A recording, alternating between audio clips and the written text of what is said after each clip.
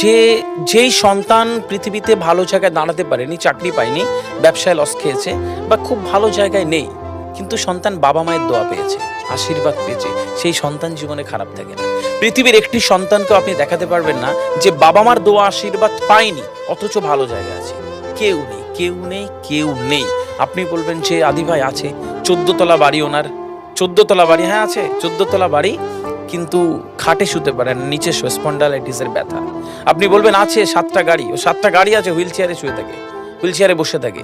তো বাবা মার দোয়া পায়নি এরকম সন্তান পৃথিবীতে জীবনে সাকসেস পেতে পারে না।